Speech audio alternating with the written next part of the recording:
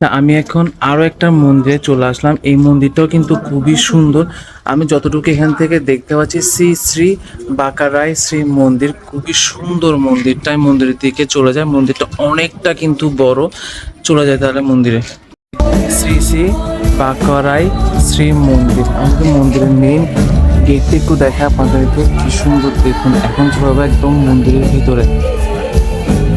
আমি যদি মন্দিরটা আপনাদেরকে দেখাই, কি সুন্দর মন্দিরটা দেখুন, খুবই সুন্দর, অসাধারণ। একদম মন্দিরের ভিতরে চলে যায় আমি।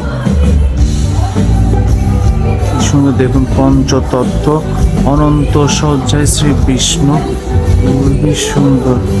পুরো মন্দিরটা আপনাদেরকে একটু ঘুরিয়ে দেখায়।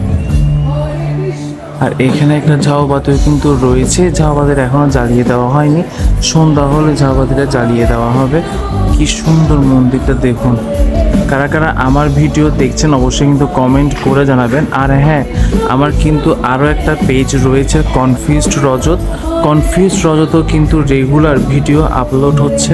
আর আমার ইউটিউব চ্যানেলও কিন্তু রয়েছে স্টে উইথ রজত, ইউটিউব চ্যানেলও কিন্তু রেগুলার ভিডিও আপলোড হচ্ছে।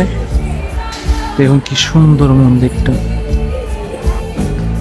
কুর্মা অবতার, বরাহ অবতার, আর আমি যদি এদিকে দেখাই মৎস্য অবতার। খুবই সুন্দর মন্দিরটা।